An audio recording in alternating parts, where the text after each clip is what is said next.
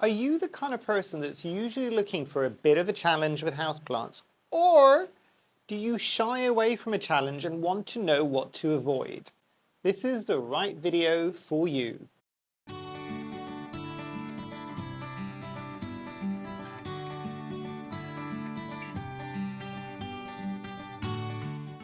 Hi, my name is Memo, this is my channel, Houseplantygoodness, and essentially it's a place where I like to geek out about my big passion.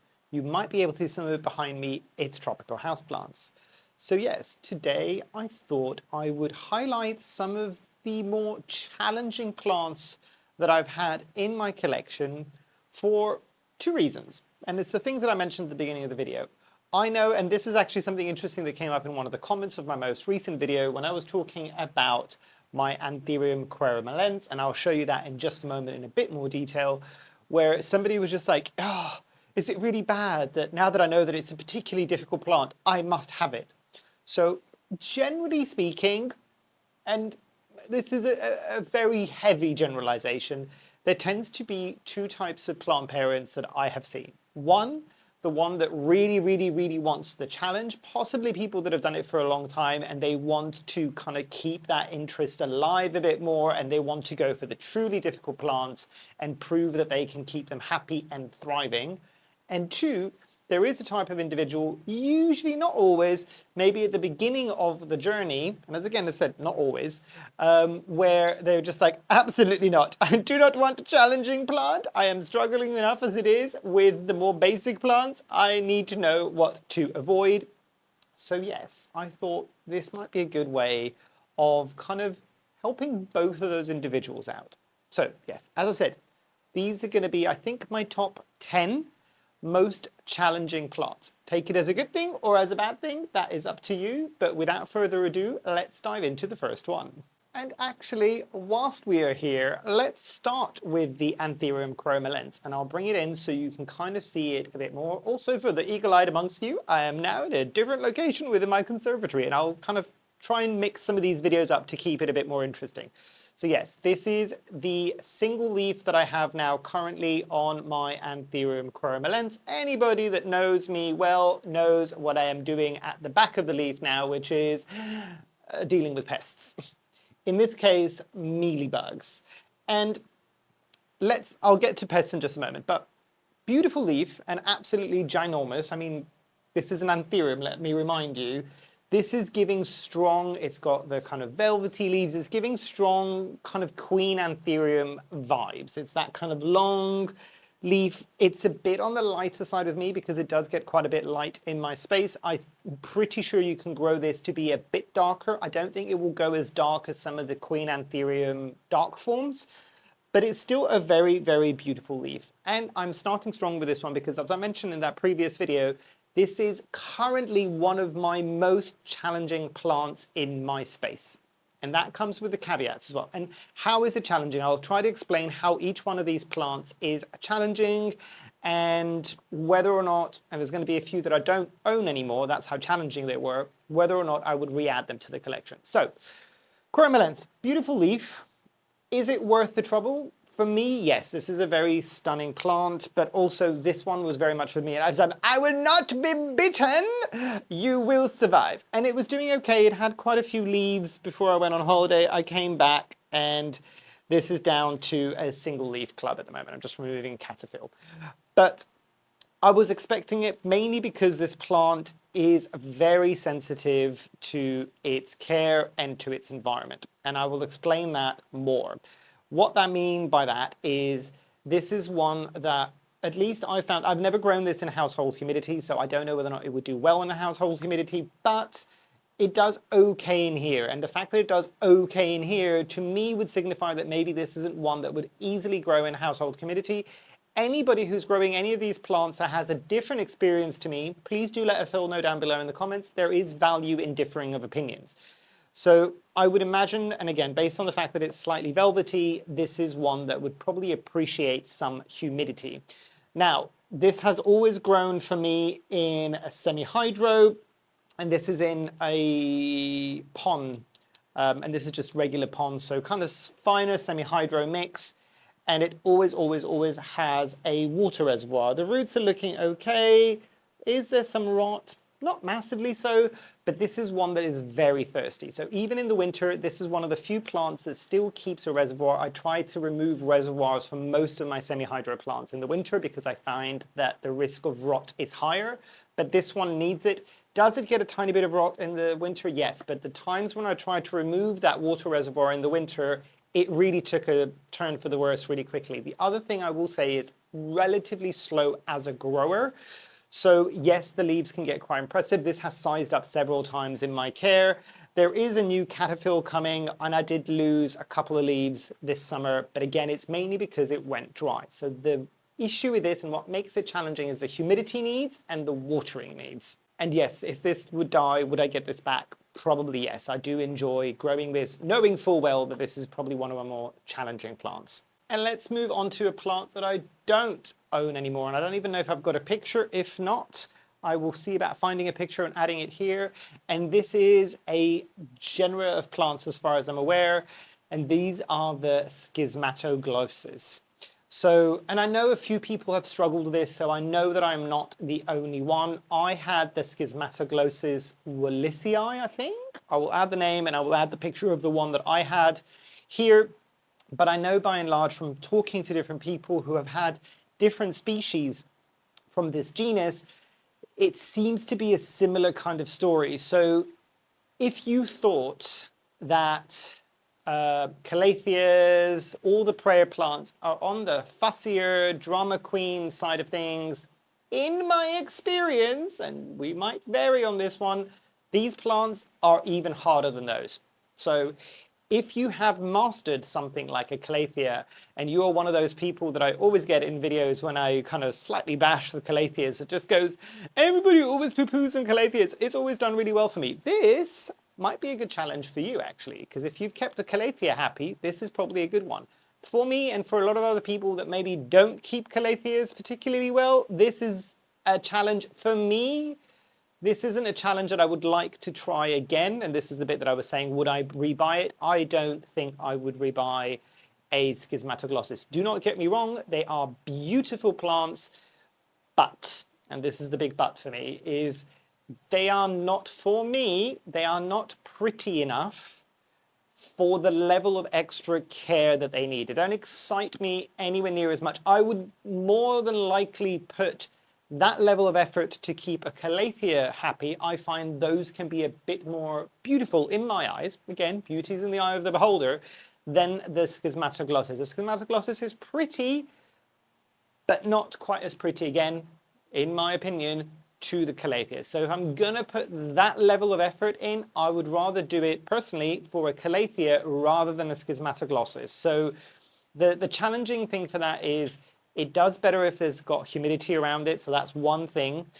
Because some houseplants, not all of them, don't, like, they won't always need that high level of humidity to be okay and happy enough.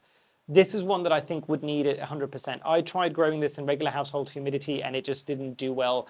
This I also found is a plant that if you don't get the watering just right, and this is going to be challenging even for the overwaterers, this can lead, so it will rot super quickly, but at the same time, if you don't give it just enough water, so if you let it dry ever so slightly, it will also crisp up. For me, these plants are beautiful, and it's nice that we're getting variety coming into the market, but in my experience, this is a plant that I would say is probably one that maybe should have been left in nature and maybe shouldn't be entering the houseplant market, because this is quite challenging, basically, to keep happy. I struggled with all the plants that I own and all these things. I'm not the font of all knowledge and I'm not the expert in all these things, but it's, for what it might mean, I struggled with it. So that maybe tells you something. And here's another plant that I don't own in my collection currently. So the verrucosum, which might surprise some of you actually. So the verrucosum for me wasn't a massively difficult plant to keep happy. I had one specific type of verrucosum, I think, which was the Incensi, I think. I'll see if I can find the name and add it here, which was the one verrucosum that kind of flooded the market in the UK and Europe around the pandemic time. And I've been so put off by my experience with it, I haven't tried it again yet. So it wasn't a particularly difficult plant to grow. I will kind of hasten to add that out of a lot of the philodendrons that I had, this is one that had some of the finest roots. And that means kind of intricacies when it comes to watering. It doesn't like to be fully dry, but it doesn't like to be boggy as well. So that's fine. It is manageable with it. And I will say it's a beautiful plant. It's got those red backs. It's got that kind of velvetiness at the front that almost has a bit of a silvery sheen when the light hits it. So this is a beautiful plant. Don't get me wrong. I agree with a lot of people, and the slightly hairy petioles. I like my hairy plants. So this ticks a lot of the boxes for me. What it did not tick for me was I would put this up there with as much of a pest magnet for spider mites as your average Alocasia colocasia, possibly even calathea.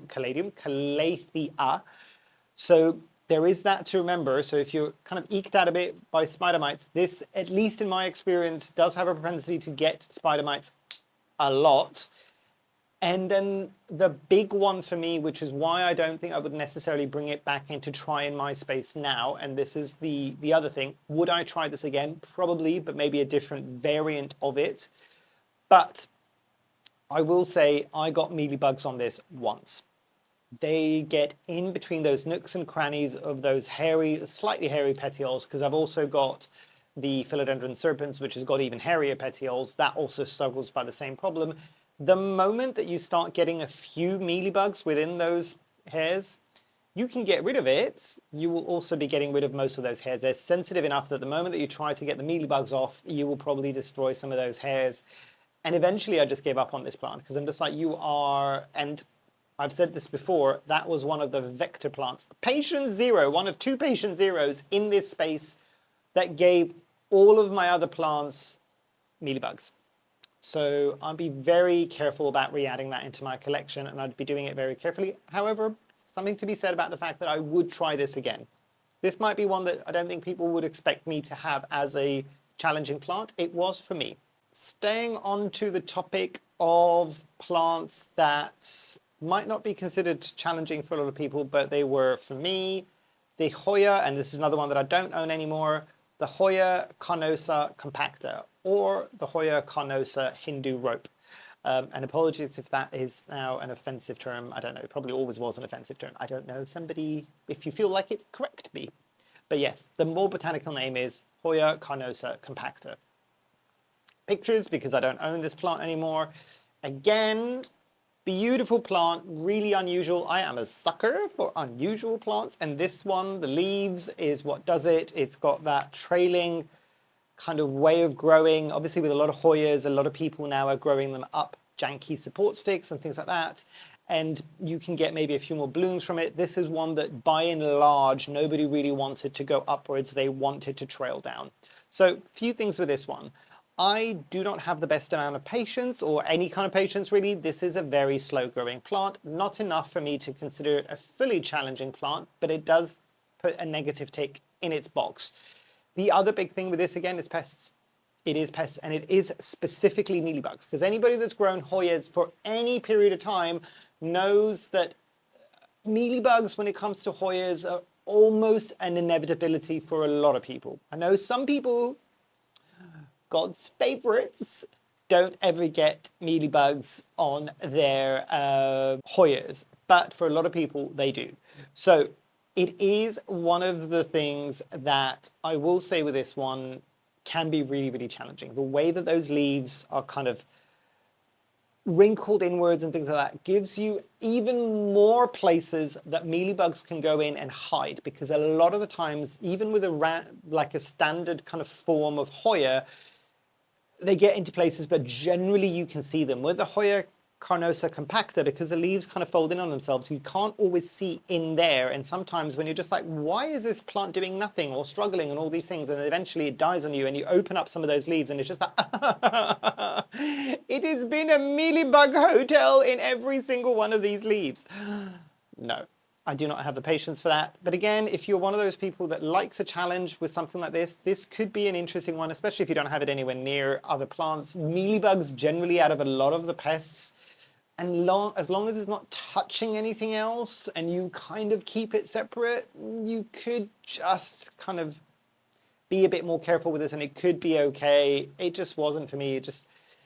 It's beautiful enough. I would like it to occasionally flower. It does take a while to flower for a lot of people. If it had the flowers, would I maybe have stuck with it a bit more? Maybe, and that's maybe a bit unfair to say because a lot of people don't grow Hoyas for their blooms. But yeah, for me, this was a really challenging plant that I probably won't be re-adding into my collection in its standard green form. I do like the variegated forms of this, but if you've got the variegated form of this, please tell me this, because the green form is painfully slow. Usually variegated plants are even slower than their green counterparts. Like a variegated like Hoya Carnosa Compacta, does it grow like one new leaf a year or something? I don't know, because I would imagine it's very, very slow. Do let me know down in the comments below. I am very curious. Right, let's continue with another one that a lot of people wanted to get at some point, and I'll bring it in so you can kind of see this a bit better. This is the Amydrium Medium, the blue or the silver form. I know ironically enough, and I've talked about this before, the variegated form, which is not true for most plants, tends to grow better and faster than the green form or even the silver form, which should tell you something. But I don't like it because the one that looks a bit sick, basically, most time. No judgment to anybody who likes that plant, it's just not for me. I've never had the green form, so I do not know. But I can talk about this, and I think by and large what I'm going to say about how challenging these plants tend to be will apply to most Amydrium mediums. So I've got one here and I've got another one. At any given time, I've usually been able to keep 2 or 3 leaves. And I mean, don't get me wrong, that leaf is beautiful. However, this is definitely a shingler. It needs something like a plank or a moss pole to grow up so it can root into it, even though this is not really rooting into this. This is, to be fair, this is one of my feral plants, so that should also tell you something.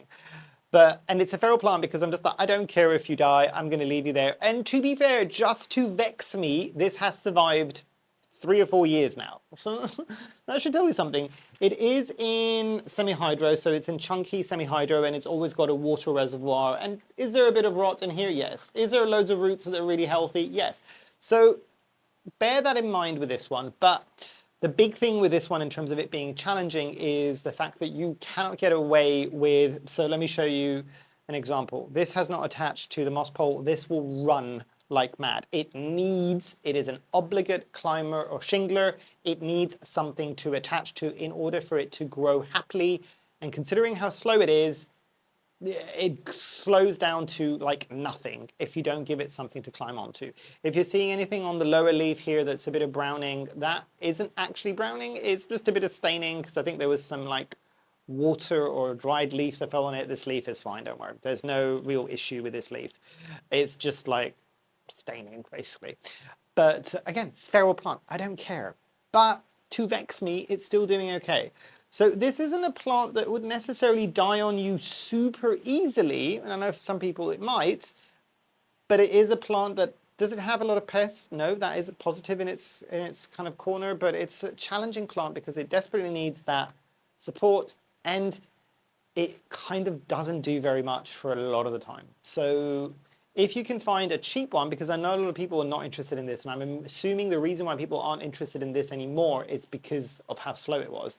If you're lucky enough and somebody's getting rid of an established one of these for not a lot of money, maybe get that, because that's probably what you're going to be looking at for the foreseeable future, maybe with a new leaf or 2 a year.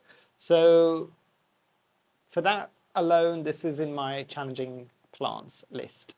Shall we look at an Ficus now? This is the Ficus Audrey, and it's benghalensis. I'm not entirely sure. I'll see if I can put the botanical name somewhere. Twice I have grown this plant. I don't know whether or not I'm going to be able to find one of my own pictures, but I will add one here.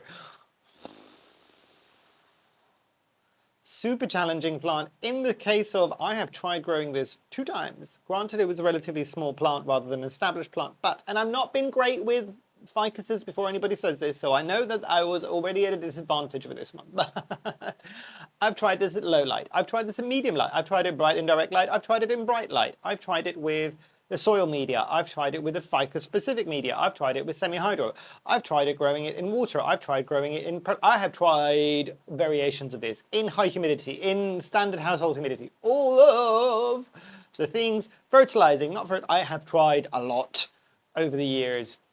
Both plants, pretty much, for me, I may as well have bought a Ficus plasticus, and by that I mean an artificial plant, because neither of those plants did any... Did they die? No. Did they do FA? Yes. So it's not exciting. It does nothing. It does nothing, or at least it did nothing for me. If you are growing the Audrey, the Ficus Audrey successfully, and I know there's a variegated version of that as well. I'm just like, does that just grow backwards, as in like it just loses leaves and doesn't do anything and goes like to its stump? I don't know. Do let me know. I know some people have had successes with this. I do not know why I cannot grow this. This might not be a challenging thing for everybody, but if you have also struggled with this plant, do let us all know down below.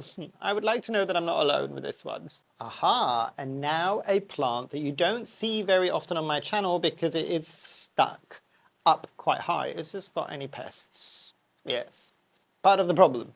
So this is the Cyrtosperma johnstonii, I think, if I'm not mistaken. Ah, the mealybugs on this is always real. This is always needing a bit of pest management. So that is one thing that I will say about this plant in terms of it being challenging. I will show you one of the leaves that doesn't have quite as many bugs on it at the moment. But then on the flip side of that, oh God, the level of mealybugs on this. I don't know whether or not this is going to like focus enough. Can you see the stems? They've also got slightly kind of like spiky, thorny things. So part of the problem is the pests on this one. So in my experience, thrips, mealybugs, spider mites, everything under the sun will try to attack these plants, in my experience. Now, why do I say this is challenging? This, in my experience again, needs a decent level of light. So bright indirect light, I would almost go as far as saying kind of, it can probably take a couple of hours of direct light. So that's another thing. The other thing, oh, the level of fucking bugs on this. And I cleaned this down, fully showered it and everything consecutively for quite a while before I went on holiday, but then I went away, didn't pay attention to it, it's all back. So you constantly need to stay on top of the bugs on this one. Are they unmanageable? No. But the biggest challenge for this one is, if I'm not mistaken, this is a plant that grows marginally, so on the sides of lakes, rivers, things like that, in its natural habitat, which means that for a lot of people, this plant grows like you would have a marginal plant if you've got a pond in your garden. So partially in soil, partially in water. Not the whole thing, you're not submerging the whole thing. This is not an underwater plant, but partially in water. So that's one thing to remember with this one. It can be exceptionally thirsty in the summer. It can also grow relatively nicely, and I've got this for a relatively cheap price. The other thing that I will say, I don't know if you can notice this, so this is one of the more mature leaves, and it starts getting that arrow shape, but a lot of people will get this plant for the more juvenile leaves, which have that kind of red veining that happens across the green. That red veining goes away when it matures, so bear that in mind. But the reason why I say this is challenging is that this is one that a lot of people will do really well and they'll get really confident in the summer, and then all of a sudden autumn and winter kind of comes around and they're just like, why has this died to death super quickly? So at least in my experience, and it has worked for me, this is a plant that will always have a small water reservoir in the spring and summer because it's actively growing and it kind of needs that, and it gets watered like in my space, every 3 to 4 days in the summer, and the water reservoir refilled as well. So watered and refilled. In the winter, this goes down to once every 10 to 15 days, the growing media, and I completely remove the water reservoir. I start treating this like I would any other kind of more traditional aroid like a philodendron and stuff like that, and let this partially dry out. It doesn't need to ever grow, and it won't like it if it goes fully dry, but it needs to not be boggy. In the summer, it appreciates the bogginess, if that makes sense. Again, it doesn't need to be fully submerged in water, but it does need to have water available down at the base. And that has worked like a charm. As many ventilation holes on the pot as possible will make all the difference in the world, because ironically enough, for where this grows, it can also get root rot.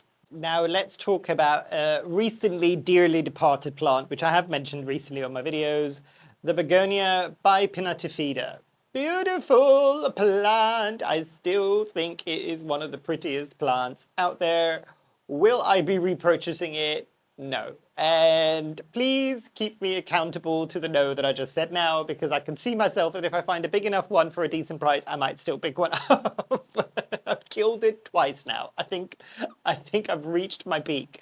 So yeah, this is a begonia that is beautiful. Unlike any other begonia, for me, it reminds me a bit of like seaweed and that kind of like almost like a ferny vibe. Very, very, very cool. However, I've been growing it in here, and I think somebody else was saying, and I do appreciate the comment, I don't think it's entirely accurate. They're just like, oh, if you're growing it in nearly perfect conditions in the conservatory, what hope do the rest of us have? My conditions aren't always as perfect as you might think they are, and also it depends on the plant. Because for instance, this place can get quite hot. In the summer, it can get quite cold in the winter. So depending on the type of plant, some things do better in the winter, especially if they're from the cloud forest and they appreciate some of the cool weather, but in the summer they struggle a lot, and vice versa. So it's not always as perfect as you might think it is. But yes, in terms of humidity, my humidity in here is exceptionally high. The running joke is I don't need to run a humidifier in this space. I have permanently got a dehumidifier running all the hours of the day that I am awake in here, just to bring down the humidity. So that should tell you something. And it still struggled. So this is a plant that needs a very exacting watering. So I got it to be just right. I can't tell you exactly what it needs because, as I said, I failed twice with this plant. I don't think I was doing something 100% right. I'd kind of got it to the point where it did not like the first time around. I learned my lesson, did not like the denser soil mix, even though it kept it more moist for longer. It rotted super fast. But then I put it in a more chunky aroid soil mix, so something that was meant for anthuriums and orchids, the Anthurium soil mix from Soil Ninja. And it still did great in the winter, but in the summer, it just maybe got a bit too hot for it. I don't know. This is definitely one that might do better in a terrarium. And I do have a bioactive terrarium, or vivarium technically, because I've got Spike, my crested gecko, in it. But this is way too delicate of a plant for me to put it into something like that, because Spike will fall onto things and it will just snap. So I did not attempt to do it that way. This is one that for me is a very, very challenging begonia, even more so than other begonias. So that should tell you something, even though it's technically a cane begonia. And technically a cane begonia is also the Begonia amphioxus. I find that easier than the bipinnatifida. I do have the other plant and it's recently just died off, so I can show you what's left. This is what is left from my Alocasia brancifolia. I think it's also called pink dragon. I might be wrong with that one. And this is part of the reason why it's challenging. So these are 3 corms. Now, I can put some caveats on this. This has happened pretty much every year around this time of the year, so around autumn time, to this plant, and I restart it every year and it does well every year. Just put the corms in, they get rooted, I start over again. And that is for me the most challenging thing about this plant, because I have, people that have been here for a while, I have successfully grown most large type Alocasia, and this is more of a large type Alocasia, even though it doesn't get absolutely, I have got it relatively large in my size, in my kind of space. But this is not technically considered, I don't think, a dual Alocasia. I do also think this is a hybrid. I don't think, so the brancifolia, see, to me that would suggest a species. I have the sneaky suspicion that this is a hybrid and not a species. But if I'm wrong, and you know, just let me know down below. But this is one for me that will almost invariably go dormant in the winter. And it happened because the watering schedule kind of shifted on this. So this is one that I found, and I did manage to keep it alive last winter. Previous years I had the same situation and had to restart every time. But the secret was immediately reducing the water. And unfortunately, I couldn't do this when the weather changed and I was on holiday recently. So this goes from in the summer, roughly every 3 to 4 to 5 days watering in my space, to winter almost immediately, and you need to capture it, to once every 2 weeks, every 3 weeks, and it's more than happy. So that is something to remember, and I will say this about people that like challenging things and like the alocasias. I will refresh all of our memories to what Jacob said from Grow Tropicals this year when I was at the RHS Malvern, and I will kind of put it up there if you want to see that video, and you can see him say it as well.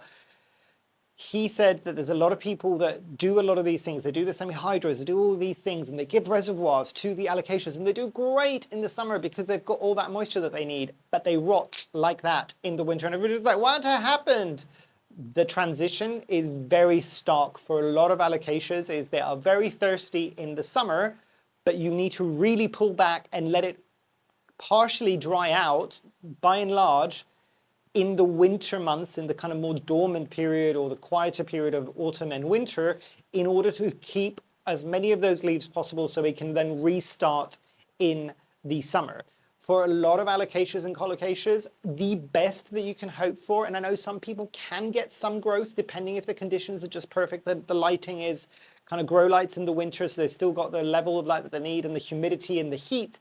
But if you are lacking on any one of those slightly, the best that you can hope for generally in the winter is that your alocasias and colocasias will not lose any leaves. That is the best outcome. So when it comes to the growing season, spring and summer, they can pick up from where they are, but it is very easy to get something slightly wrong and then it loses not just 1 or 2 leaves, but all of the leaves. You end up with something like this, and you then need to restart the next season. But at the same time, for a lot of people, they've got round to the concept now that for a lot of them, alocasias, they think of them like bulbs. They think of them almost like a bit like tulip bulbs or even caladiums, where, you know what, they'll die back in the winter.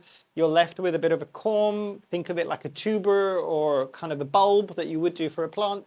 Replant this in the summer and get it going for the summer again, but you will just never have a massive, massive alocasia or colocasia if that is the case. And the next plant is a bit tricky for me to get out of where it is, but I will add it here so you can laugh at me. And I thought I'd end up with a bang because I was so proud of myself that I had not killed this plant. I still have not killed this plant. I think this is over 2 years now, so it's not looking great. This is my Anthurium cutucuense. So this is a plant that is very challenging for a lot of people. Famously, in her book, Enid from NSC Tropicals, did mention this is a plant that she struggles to grow even in her 100% ideal conditions because her temperatures there are very, very warm. If I'm not mistaken, she's, I think, somewhere in Florida. It might even be Miami. I might be wrong. But she struggles because this is one that is from the cloud forest. It needs the slightly lower temperatures. So actually, I thought in the UK, this would be fine. And by and large, it tends to do okay in the winter. And it's got one new growth point that is growing back now. I finally gave it a moss pole, and I think that's the only reason why this is still alive, because it's lost most of its leaves at this point. But yeah, this is one that needs lower temperatures, and it needs lower temperatures for a lot of the times of the year. So this is why, for me, this is a challenging plant, and I would imagine this is for a lot of people because the type of lower temperatures you're looking at, the kind of 15s to 18 degrees Celsius, and even in the summer and in the winter, some people might struggle to keep their houses quite so cold in order to keep this plant happy. So by and large, the cutucuense is going to be really there, and it's an interesting enough plant. I've got the chickens, so it looks like a chicken foot, so I find it interesting. But for a lot of people, it's not even that impressive of a plant. By and large, a lot of people will just get this plant for the challenge. And if you are one of those people, this is a great plant to get as a challenge plant. But yes, I am very curious, what did you think? Did I miss a few out? I could do another 2 or 3 of these videos if you want me to. I can, just let me know down below and I can make this into a bit of a mini series. But yes, also do let me know, I'm very curious. Are you in camp Challenging, absolutely not. Or challenging, yes, please. I like a good challenge. Do let me know down below. I'm just curious to see how the split happens within my audience. But yes, hopefully you've enjoyed. Hopefully I shall see you here soon. And I truly, truly hope that you have a great rest of your day. Thanks. Bye.